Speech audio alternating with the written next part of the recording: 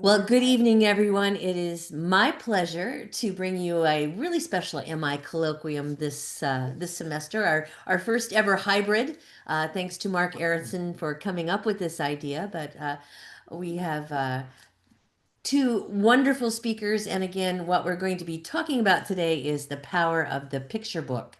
So, just real quick, we're going to keep the online audience on audio and video. If you would mute your audio and turn off your video, I'll be monitoring chat. So, if you have any questions, feel free to put those in the chat, and I'll get those to our panel. And then, of course, we also have a in-house audience. So, if you guys would cheer or clap so we know you're there, that would be great. Do I hear you? Cool, excellent.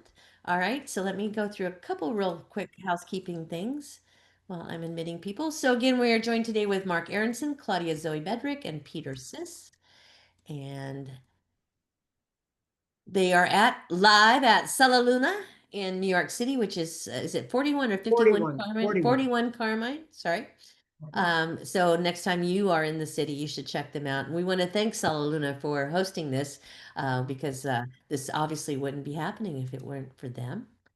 And again, just a real quick, this is it's going to be from 7 to 8. And again, Mark is really going to be the MC and the host for this. So he will be mostly managing the panel, but it's going to be I believe you three know each other, considering how much there's some chatter been going on. So it should be a great conversation with that. This is Mark. He's an associate professor of professional practice. He teaches in the LIS department at Sky.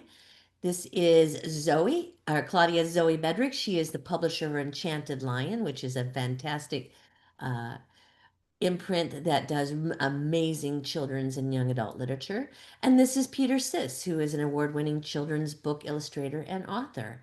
And with that, I'm going to stop my share and I am going to turn it over to Mark. Well, thank you, Connie, for letting us do this. And thank you, everyone who's here and everyone who is here virtually. We're devoting this hour to picture books, but I like the idea of doing it in a little bit of a special way, coming here to Sula Luna and being together both physically and virtually, because I think there's something really special about picture books. And I think picture books, the most obvious thing about them is they have pictures. And you could say, okay, ho hum. But in fact, picture books for younger readers are much closer to movies than they are, or theater, than they are to books primarily driven by text. They are an enveloping experience. But part of the problem is sometimes we get very caught up with what books are supposed to be, that they have to have a certain lexile count, that they have to be realistic, that they have to have role models and morals and messages and all of this weight of the should be. Picture books are magical experiences. They are magical experiences in how they're created, and they can be when you share them with a child. You are opening up to a child and with a child to the universe of the visual, of the imagination, and of design, because the physicality of picture books means you experience that central quality of books, which is the page turn. You cross from one space to another. And I thought by having you get to meet with Peter, who is the most inventive and fascinating artist and author of picture books, and Claudia, who is the most thoughtful and intelligent editor and publisher of picture books, I wanted to give you a chance to experience some of that magic. Because when you sit with a child, it's exploration. It's what they find in it. It's the page they want to turn or the page they're not interested in. And I wanted you to feel that potential in picture books by getting to meet and talk with some of the creators. So I think I'm going to ask you first, Peter, since you have some examples of works in progress. How does the magic happen? How do you go from Well, hello, I should say I have a great admiration for Enchanted Lion. We met for the first time today, so that's amazing. And I have a great deal of admiration for Mark's enthusiasm too. And I think I can't speak that much because this is why I do books, because I can't express myself so well. Mark just said everything what I would want to say. That It's the true. book has got this other dimension, and that it's a most wonderful form of creation for me, because I'm not just making pictures, or I'm not able to write something in English, but I can create sort of something which has got different layers and levels. And if I then meet some sensitive or agreeable child, I can create this form which is rather unique. It exists in all different languages, countries. It doesn't have a language, it has a language of the picture book. And I sort of enjoy it. I mostly enjoyed it in the very beginning when I came to this country, because I didn't speak and understand anything. So it was the most wonderful time when anything was possible. More and more I was finding out about realities of life. When you go to what is the supermarket, and then what are the politics, it was getting more and more sort of difficult, as you said, because I was supposed to make this kind of faces or that kind of background. So the process for me is like making many sketches and many books, which are like sort of sketchbooks, which then sometimes become too obsessive because it's bigger than the book. Show your obsessions. Well, We're this is eager to this see is your unfortunate, because obsessions. this was the obsession about Faust, who in one part of his story comes from Prague. So this is all about Faust, which then I was told that you don't really tell the stories about the devil or about Would Faust. you like me to show it to the camera? Or you will show it. Yeah, I you can will show it to the camera. Yes. But this It's is an incredible notebook it's- full of. so I have many of incredible these things. notebooks for different books, but because I was coming from outside of the city to the city, I took one of the smaller ones so I could It's a little bring it challenging with me. here.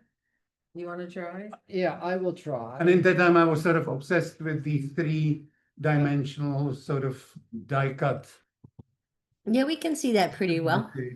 which now I So, think I'm not as Just, much just anymore. watch the invention, watch the exploration that goes into making a book.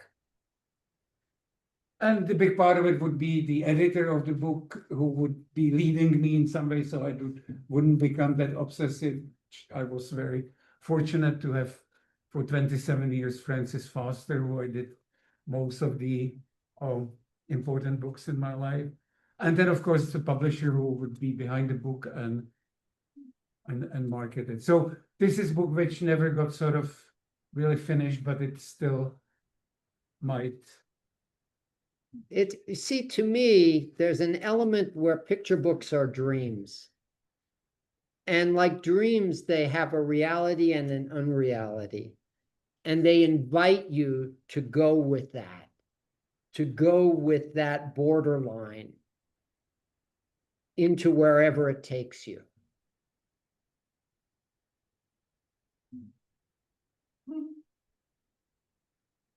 And this also can be form of inspiration, because I would collect ideas and elements which I might use in the book.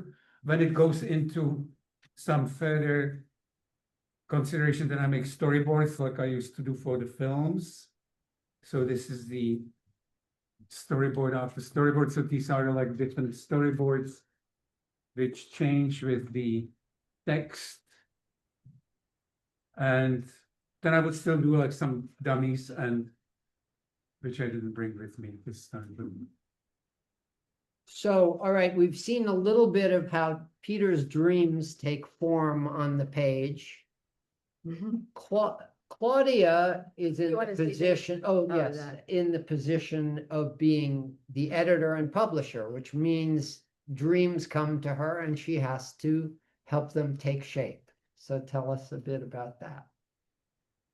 So I work with authors who starting from manuscripts or work with artists who come with visual ideas but want to tell a story, and also publish books in translation, which is a different kind of work because those books already exist. And so it's really just a matter of translating them and bringing them into English.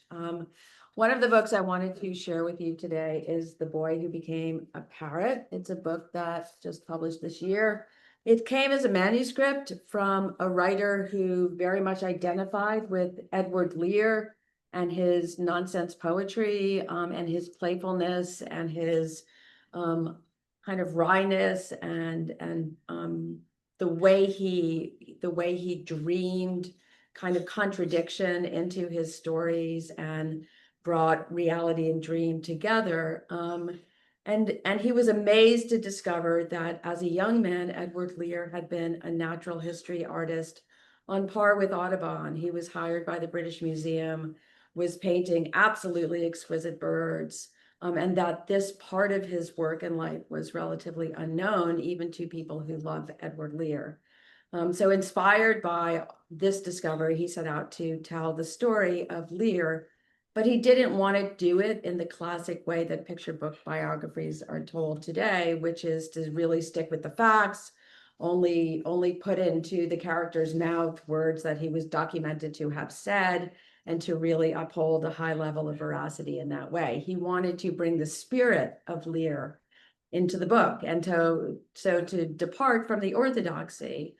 He was turned down by every editor and publisher he took the book to because they were like, that's too complicated, that's an uncertain path to take, as if the facts of the life make up the person and their spirit, which is really hardly the case, as all of us know, and that to capture the spirit of a human being is to maybe to have to depart from some of the biography, which will never capture the human being and the life they led. So this manuscript is full of imagination and playfulness on the part of the author in the service of Lear and to bring who that character seemed to be to life.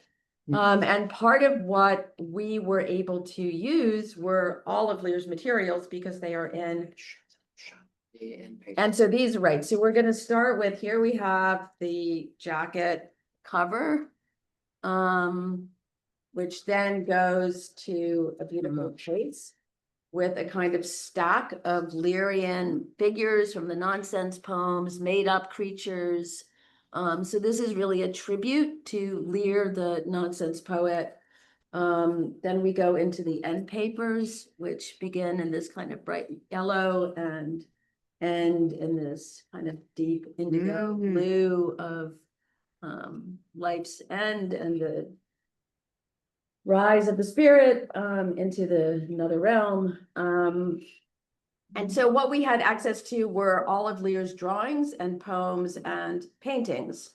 So one of the things that the artist wanted to do here, as the author had done in his text, was to capture Lear's images and bring them into her own work. And so, for example, on this page with the poem, this is The Owl and the Pussycat Went to Sea, which is the most recognizable of Lear's work, particularly for North American readers.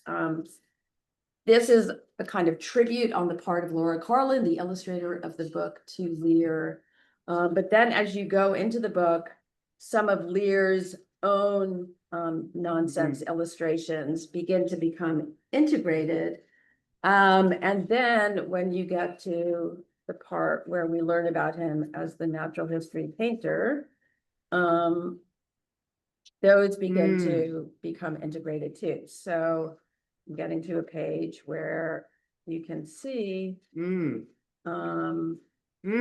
Wow. Yeah, it's really a very stunning book. You got to show that. Well, maybe I'll backtrack to those, but here, these three are Lear's natural history paintings on the wall.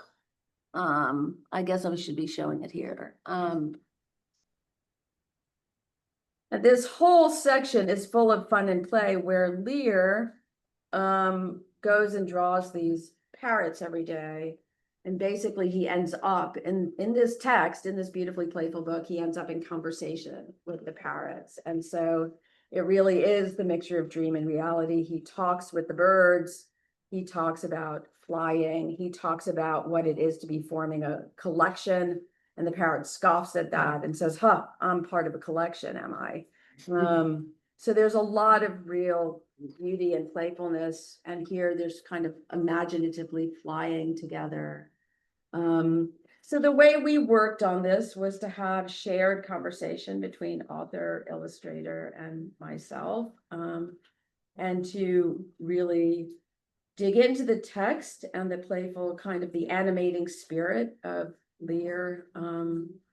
But then the Laura Carlin is an illustrator who very much spools out her own dreams and visual language, and didn't want all of the things Mark was mentioning, didn't want, morals and values and description of faces, but wanted to follow her own logic in creating the wonderful images for this book.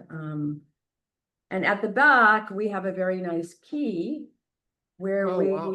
show the images from Lear that we used and where they go in the book. So you can begin to tease out what is his art, what is Laura's art, in the making of this beautiful book. So I And want to, Claudia, this was a book that you published, right? This is an Enchanted original Lion? work that we published this year, yes. At Enchanted Lion, which is your book. so I just want to point out just a couple of things. One thing, I stopped on the end papers because not every book has them. But when you do, this is really important. If you're sitting with a child, start slowly. Start with the end paper. This is the overture. This is the overture to the book. It sets a scene. It sets a mood. It doesn't require anything of you. You can ignore it, but you can feel it. It's taking you into this new space. So if you go slowly enough just to notice that, because the other thing to remember about a book, any book, is every single thing in the book is a choice. And it's there for a reason. And the reason can be financial. We couldn't afford end papers. But the other can be, we need to have end papers because that is the overture to the book. So look at books slowly. The other thing I would say, look, I'm a huge fan of nonfiction. And I think the crucial thing about nonfiction is clarity. So you can include imaginative things as long as it's clear somewhere what's what.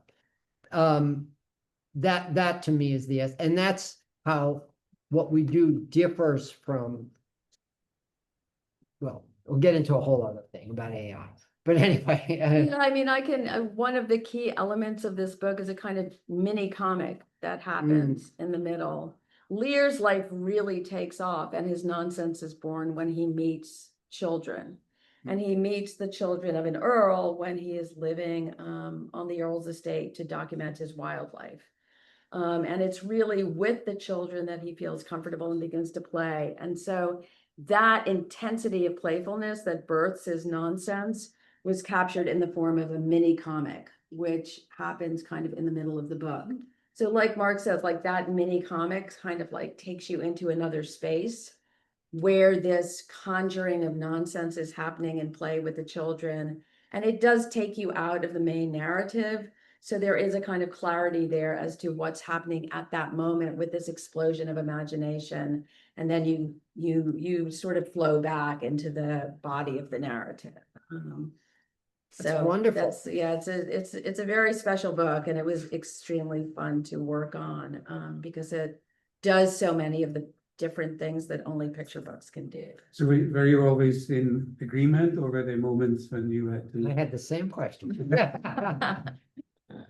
the vision was always there? That's a good question. I think that because the author and the artist have such a high level of respect for each other, that even when there were some points of contention and seeing things differently, they really went into the other's point of view. One of the things that happened early on was because Laura was so used to the limits set on picture books by corporate publishing or by the bottom line or so on, was that she kind of shoved this very long text into very few paintings. And her first delivery was of something like 12 to 13 paintings. And And I had to say, oh, Laura, I don't know, maybe we just signed different contracts with each other, but I think this is gonna be more like 30 pictures. And she was actually really overjoyed to hear it. It was obviously gonna be double the work. But she understood she couldn't tell that story in such a Right. limited number. And everybody knew, you knew each other. I mean, We didn't, no, I didn't know. So the author, Wolverton Hill, is an author of middle grade fiction. And this is his first picture book.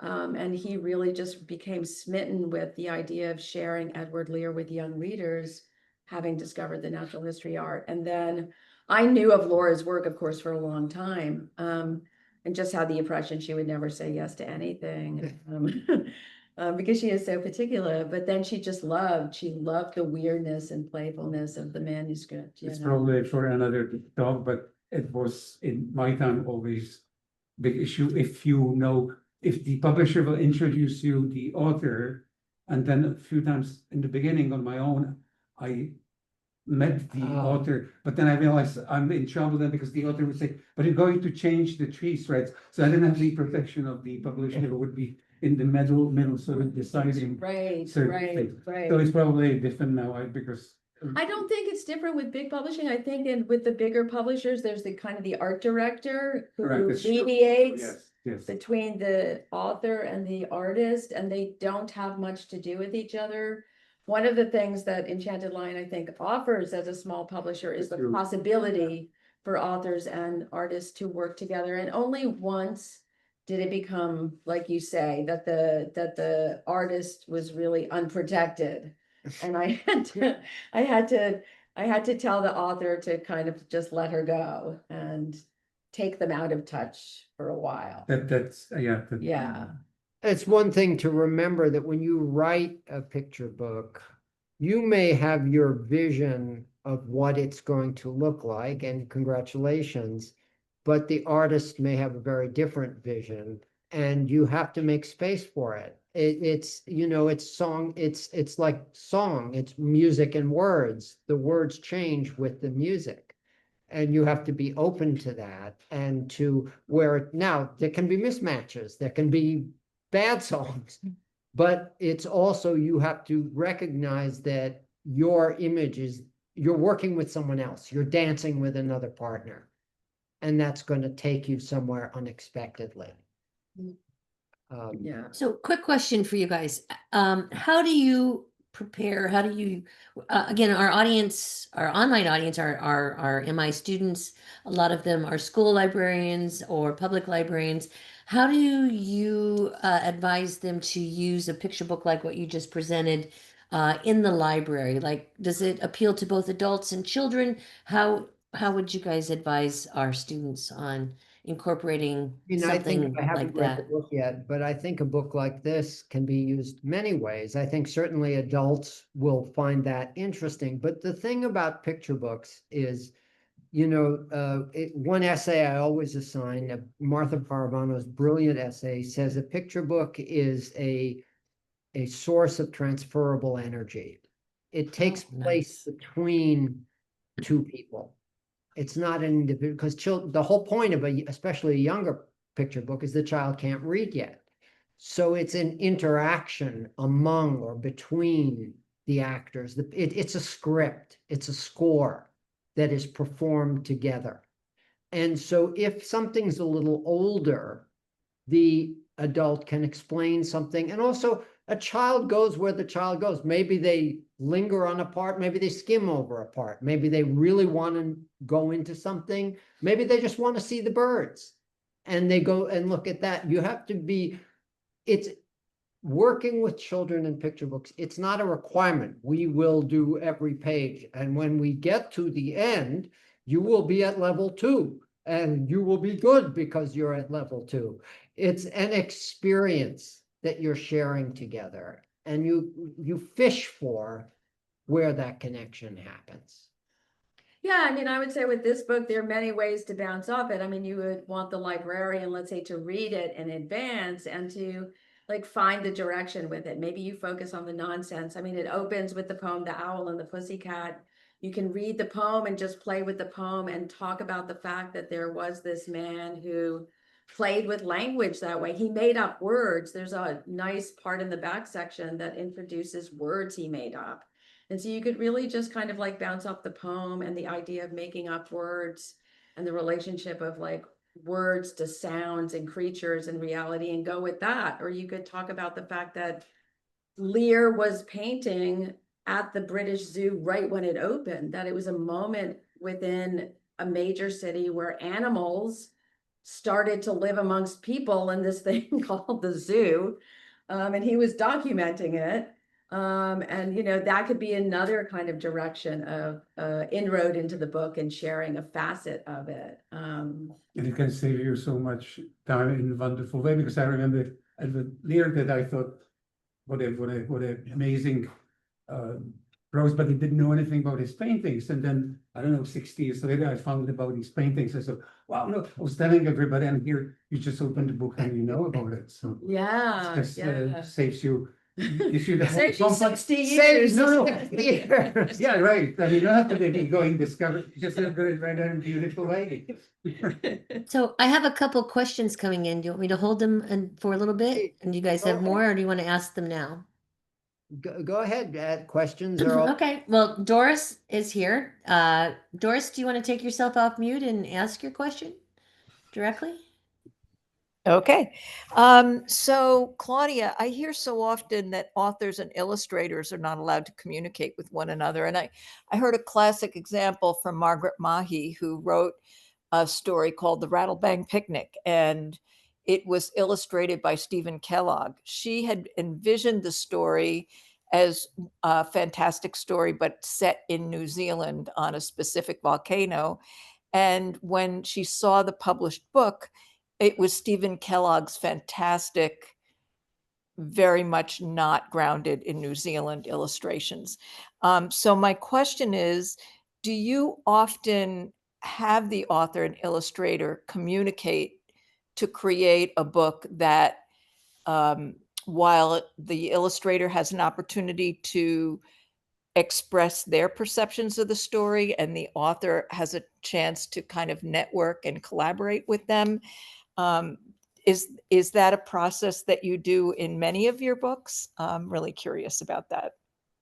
Yeah, we do it. We do it. I mean, it's always on offer, and most authors and most authors and artists take up that offer, and so most of them want to be in communication, and find it strange, the idea that they wouldn't be quite strange.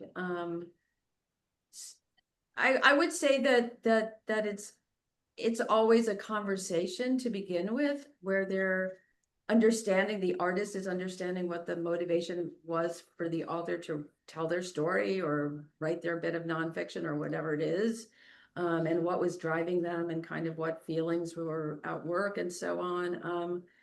And the author tends to understand that a separate narrative, a visual narrative, is going to be elaborated, and while they may have something they want to say about that at the start, that it's not theirs to govern. And Ah, Govern is the right word. and you know, in this case, for example, it worked really well because Barry, the author, had done a ton of research, and so he could share so much information and save us time from having to do it ourselves, let's say. But he's not really a visual thinker. Like, he really didn't come to the project with his head full of pictures. He's a person who's in love with words and deep in words. So he really wasn't visualizing, which gave Laura a lot of room. But I always open the door to collaboration, and really only one person has said that they would prefer for that not to happen. And like I said, only once did I have to pull the author back, and that was because there were too many emotions involved. But it tends so to. Doris also asked Peter a question, which is, as the author and illustrator, do you collaborate with your editor about the vision for your book, or do you bring the book to the editor with the vision already intact? It's a good question, but I think it changed through the years. I remember when I was so excited because I got I think, chance to do my first own book, and I did the best I could. and it was for magnificent Susan Hirschman, and it was a book which still maybe is in print called Komodo, which we. Right, And right. then I brought a finished book and put it in the way how we agreed it would be, and she looked at it and she said, what about if this picture number 5 would go on number 2, and this picture and in front of my eyes, the whole thing changed. It just completely changed, but for better, I say, but I was in shock. I didn't know like what to, but that's probably what good editing does. Well, you know, I always think of that moment in Shakespeare in Love where they say, you know, it's always a disaster and it always works out. And that's sort of the process. It's always on the edge of collapse, and sometimes it becomes Shakespeare. So, And 2 times in my life, and it was with books which then were considered to be adult books, which is also a decision of. So one was the Three Golden Keys with Mrs. Onassis, and the other one was the Conference of the Birds with Veronica here with Angada. And then I was told, you do whatever you want. If you want to include eroticas, and then I got so confused that I'm in children's books. I didn't want to go to do whatever I wanted, and I was asking for some guidance, guidance. structure. 32 pages. Yeah, no, Um, 60. Was there a second question, Connie? No, that was it. Okay. Any questions here in among us? Otherwise, we can, I think, Peter, it's your turn to show and tell us something that you'd like us to see. No, I really was because I didn't know which way it's gonna go. Right. So this is very interesting because I'm forever considering to do book, which was supposedly first illustrated book for children in 17th century of Ah, Jan Amos Comenius. So Comenius, who wasn't trying to do illustrated book because he wanted to illustrate book, but he was trying to teach languages to people of Europe, which was fighting 30-year war. I think he also was teaching then in Hungary when he couldn't make sense of Hungarian, so speak Hungarian. So he came up with this idea of doing simple illustrations and explaining always in 5 languages what each picture means. And it makes for very incredible, very simple. I think he also couldn't afford to get some expensive illustrator. He had somebody who was just doing engravings in Frankfurt. And this book was then published for hundreds of years as a book to teach people languages. And he himself goes visit Queen of Sweden, who speaks Latin because she taught herself from his book.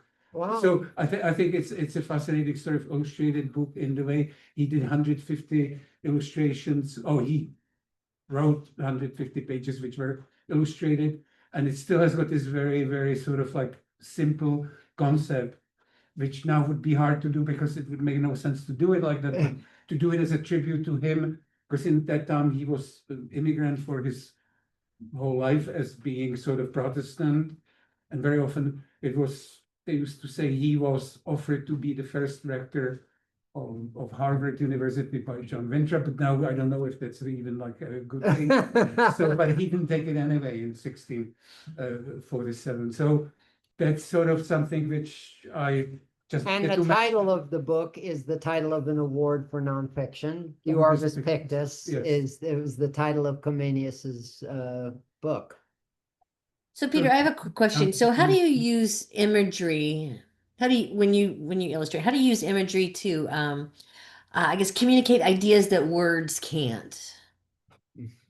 Well, for me, it was because I didn't have enough words to use, so I had to try in pictures. But like with Comenius, it would be difficult because people tried so many times, and then you show him young man, older man, divorce coming in, he's going to Poland, Hungary, Sweden, whatever. That's why I think this is wonderful to see this book about Edward Lear when it's got other elements. But he also was visually creative, and he had an amazing mind. While with somebody who, like Comenius, lived hundreds of years ago, we tend to show him in more as a sort of classical person instead of trying to get in his mind and making. I mean, I found out that when I did, I don't know, Galileo Galilei, Darwin, then Saint-Exupéry, closer it was getting to our time, I had more liberty to show things which would be somehow not necessarily the story. So it's very difficult, and I don't know if I certainly didn't succeed at it. Well, Can I just, I'm yes. just curious if you were making pictures and picture books in Czechoslovakia before coming here? I did some. I did actually. Maybe I did. Like every student of art school, we got chance to do like a little sort of.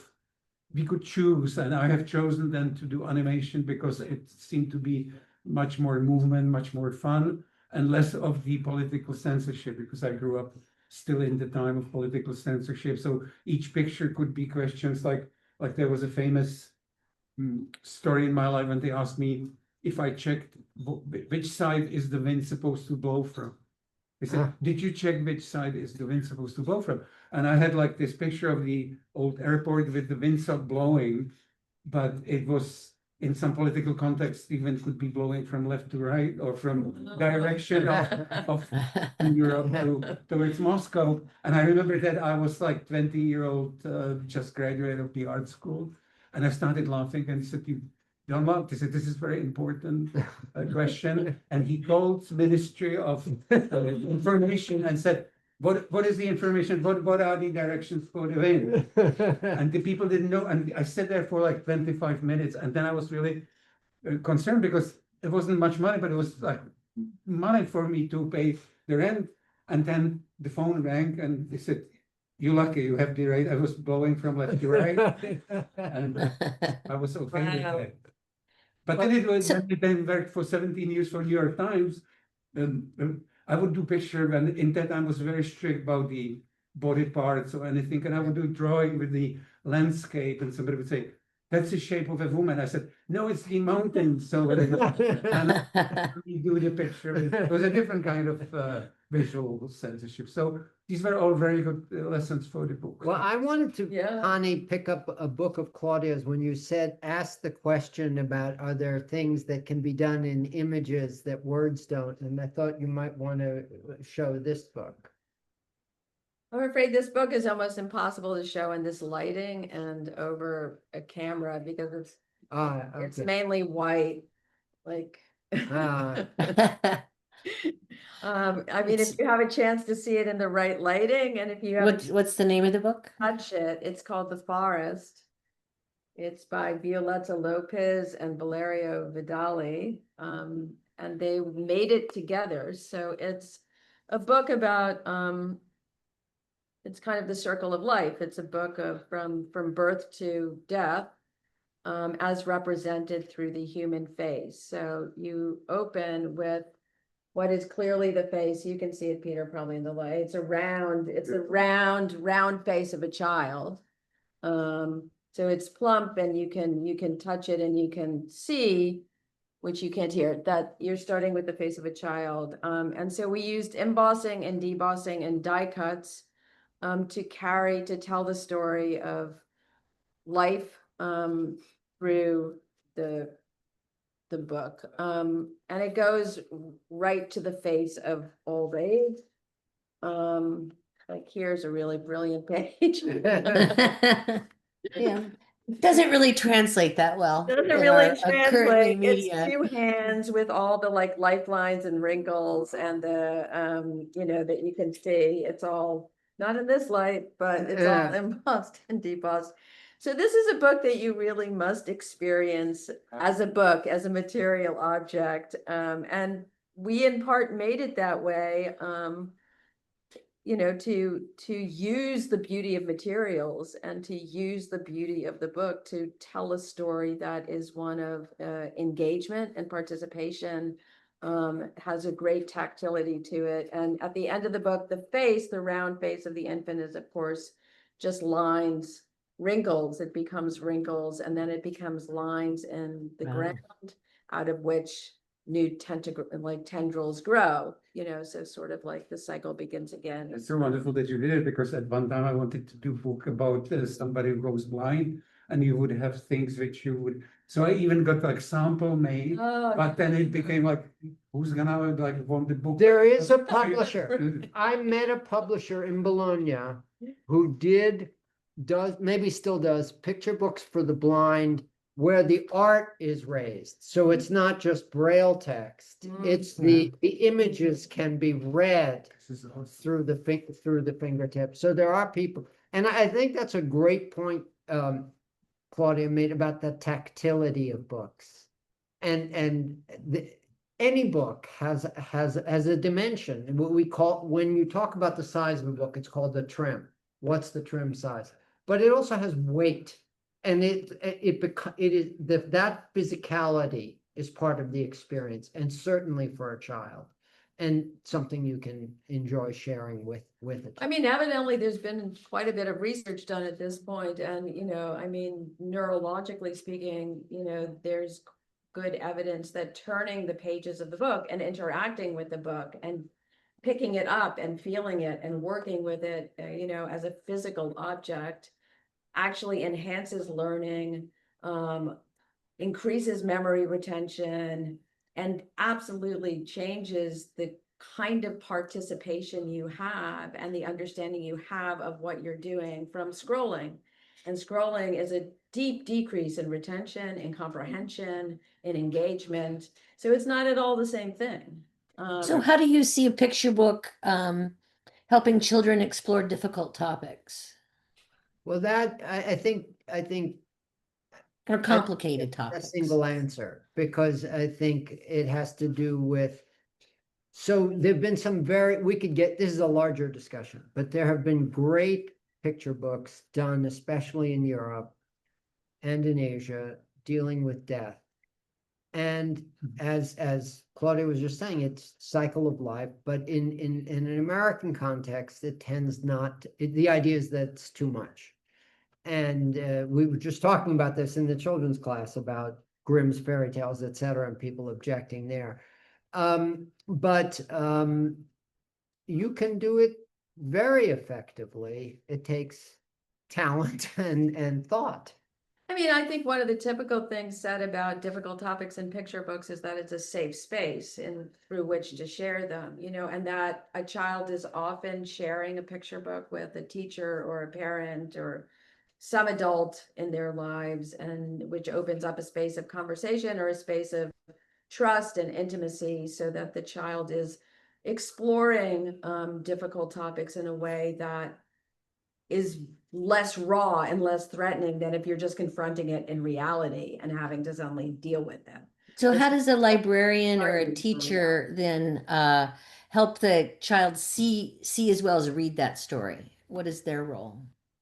I think that's a very, very broad topic. I mean, and I also think it's not a mandate. You're responding to how the child responds. If the child is upset, if the child has questions, it's not a lesson that they have to learn. It's an experience. And That's out great. of the experience, you find the connection. right. And So we children- have 15 more minutes to go, by the way. So if you have any questions coming from the audience, or if you want specifically to cover something for the panel, you should do so now. I don't know. I just have been enjoying the conversation, enjoying the back and forth. I guess, Claudia, why don't you show us a book that we can see? No, but it's so encouraging, like I sort of was almost giving up on who can I give back your answers and your books. It's Yeah. just absolutely. That's good. It's We very. want to encourage. So, Claudia. You know, what's also encouraging is that this book is actually sold quite well, and I think we're on our third printing. So That's a books book. like this are Was it not. hard to produce? Was it hard to? It was very tricky to produce, and actually when we were doing it, we were printing it with a Chinese printer. Right. But that's American owned by R.R. Donnelly, and Right. our particular contact there was a guy named Mel who had run a press in the kind of Amherst area in the 1970s. And he worked really, really closely Wow. with us, you know, and we did tons of digital modeling and used the technology kind of in our favor to make this tactile, beautiful book. But it was a real collaboration with the printer, who put a lot of their resources to work in helping us Because visualize. I remember that Yeah. one time I was told that it's done in the presence of Colombia or something. I was into these die cuts and stuff. Yeah. And that's like, I can't be Oh. doing that because but this is sort of creative, so it's wonderful. that Wait, you- what's We that? have a You were question doing? from our audience. Well, Ally, it would was you these like to books take your, of, oh, sorry. There was like a series of books about little girl Madlenka. Right. So I always had like little windows in it and little flaps. Oh, and the And- prisoners, the prisoners were. And then I was told it's done by the prisoners, so I thought like, I can't be doing this about little girl living downtown Manhattan when the prisoners are making this. Making the die Yeah. cuts. Peter, show the. No, there was just like, I didn't know we gonna get into this. It was also in different time of downtown and I was impressed with the fact that everybody comes from different country and they all share different stories living on one block in the city. So I remember that. so in that time I would make these holes and also the Malenka's dog was little flaps so people would think about the dog. And then I gave up on it because I thought the printing process or whatever, but seeing your book makes me feel. Sorry, I didn't. Yeah, maybe I didn't get the real, the real story. Ally, would you like to take yourself off mute and ask your question? Ally Oh, we have Edwards? a question coming. We have a couple, actually. Oh, good. Yes. Hi. I had a question for Peter, with his history, with political censorship, doing illustrations for children's books, just how he felt about the current banning of children's books, after having addressed those topics while creating books.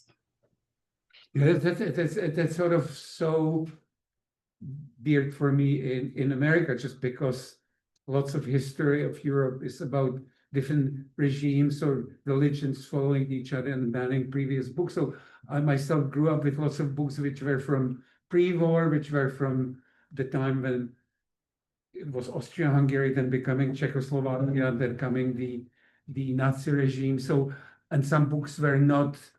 I remember it was exciting for me as a child that we had neighbors who would lend me some books because they were sort of like illegal almost, but you then realize that sometimes they're not really good, but you were reading it under the blanket because you were not supposed to. And then I was, of course, under the impression that in the free country, all the books are free. And I'm learning again, like with the stuff in the supermarket, that it's not the case. And we talked about it with Mark before that with the book.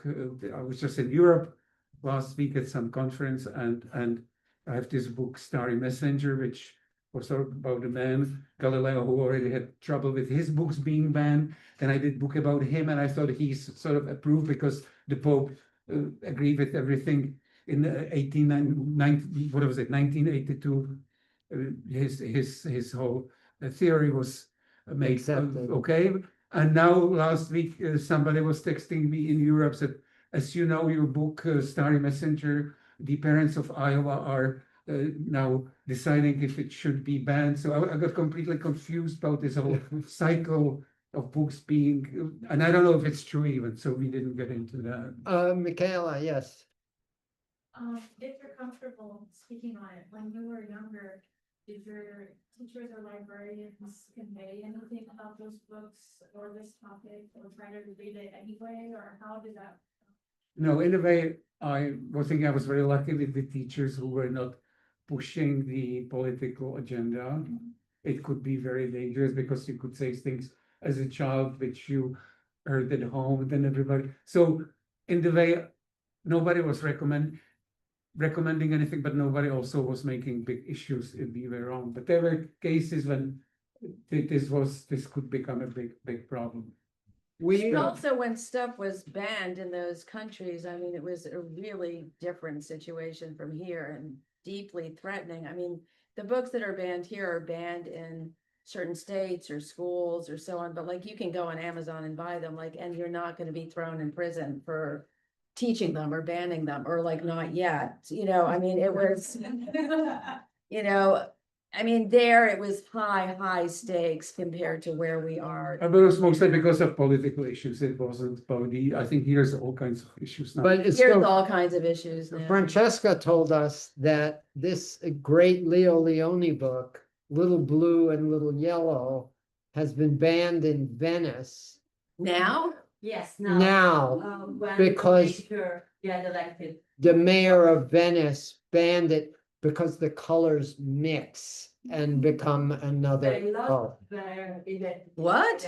They lost the, So, wow. so It's But- banned from the libraries. it's banned How does that work? That's just banned in that region? in Venice. Yes, but it's not really banned, together with other books. Right, again, you can go buy it at the bookstore, yes. It's what I keep saying about this, if books were only so powerful. If we only could change so much with our It's books, true, yeah. it would be wonderful. They loom so large in the mind of the banners, as if we were an inch away from, you know. Right, changing everybody's minds. We're We just have another question from, is it Leba? struggling to get 5,000 people to read them. Leba, would you like to take your name or yourself Sure. off mute and ask your question? Maybe not. Okay, so I'll read it. She says, oh, wait, hold on, maybe not. Unfortunately, she can't. Okay, so I'll read it for her. She says, I've often noticed in libraries, children under a certain age will pull random books out and check it out instead of making particular choices based off themes and genre and summaries because you know they're a toddler. Does this affect the picture book creation process? You mean the fact that kids will explore? I Uh, let's see. great that kids explore and are not defined by I should be reading this or whatever. They're curious. You see something and hey, let's check it out. What's there? I think that's a really good thing. Yes. If children's choice and circulation Oh. increasing on a specific type of book will affect the author or illustrator. Oh, I see. Or is it completely their own? I think that varies. I Could think. you summarize Yes, what they said? Michaela asked, rephrase the question is, do sales, do the fact that certain areas and kinds of books are more popular or checked out more or whatever, how much does that affect the publisher, the editor, the author? And I'll just say quickly, what I always think, there are people who can write to form. It's a skill. You find out that people want X and you can deliver it. I commend that skill. But that's a very specific skill, the ability to meet a form and nail it. Another kind of creation is to explore.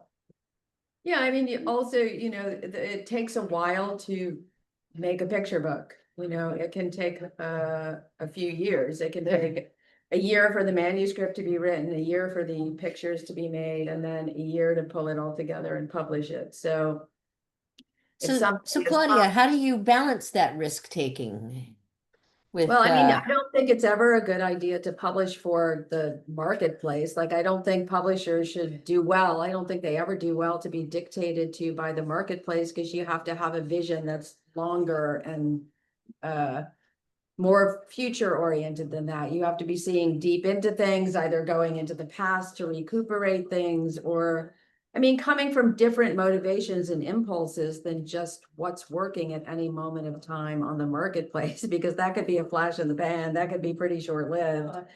I mean, I think Astra Books is just published within 6 weeks. They published a picture book about Mom Dami that they're now launching and bringing out. And I mean, some people may consider that a picture book. I wouldn't put it in that category personally. I think that's more a piece of political activism or agitprop or something like that. But like, if that's the kind of book you want to be making because you're really excited about a political campaign, that's great. But I wouldn't say that that's what we're talking about here in terms of making picture books.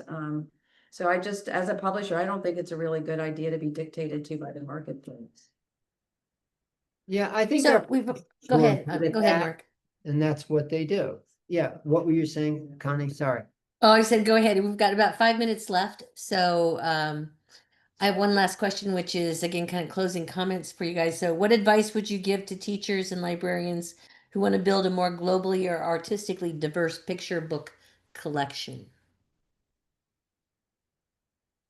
Follow publishers like Enchanted Lion who do those kind of books. Follow artists and creators like Peter who create those kind of books. In other words, be a discriminating consumer and support the kind of books you believe in.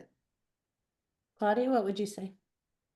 I mean, I think it's a really good idea for publishers and editors and art directors to keep their ear to the ground. And, you know, when I meet a lot of the young people coming up who have stories to tell and have books they want to make, they want to tell stories that are quite different from much of what is being published today. And they want to tell stories about their culture, their background, their language. I mean, there's a wide array of young people who want to make books. And they want to make books from the interiority of themselves and their experience. And they don't want to necessarily, because they're Asian, make a book about the Asian New Year. Like, you know what I mean? Like, they don't want to be pigeonholed into narrow conceptions of what cultural difference is, but they want to be given the chance to be their own storyteller and poet and creator, and to talk from the depths of who they are. And I think by allowing that to happen is how we create the most diversity and the most rich literature on offer. You speak so loud that I can't really.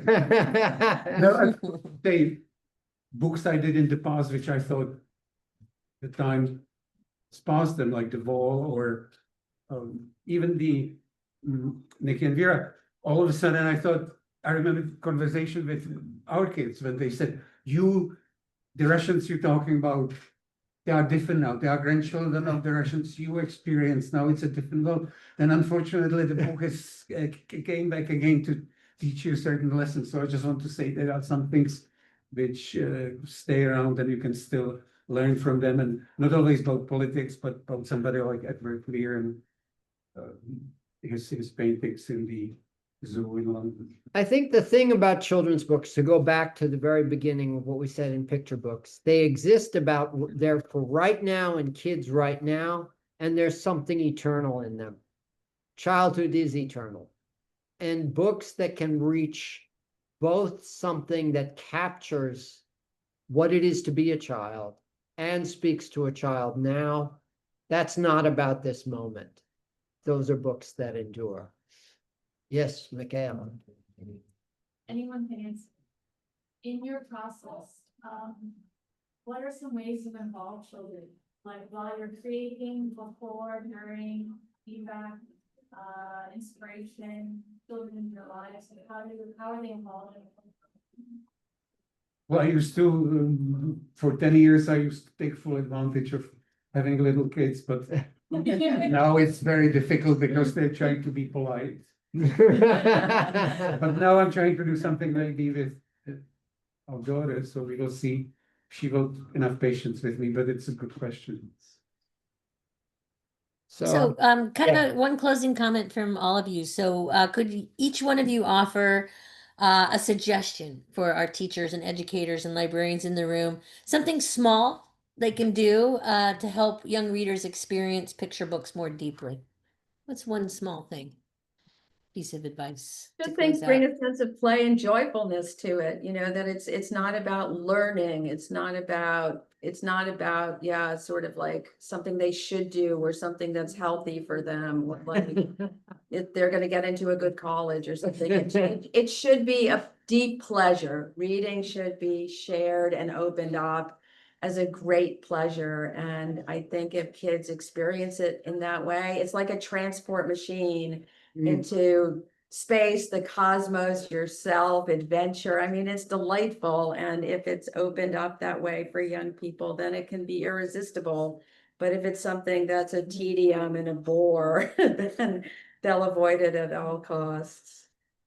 Mark, how about you? What's your I would just agree with that because I remember as a little boy when I had a book, which was so exciting to keep it next to the bed and just wait for the next day to continue. So yeah, I agree too. I think the word you said, Claudia, which I had meant to say at the beginning, is joy.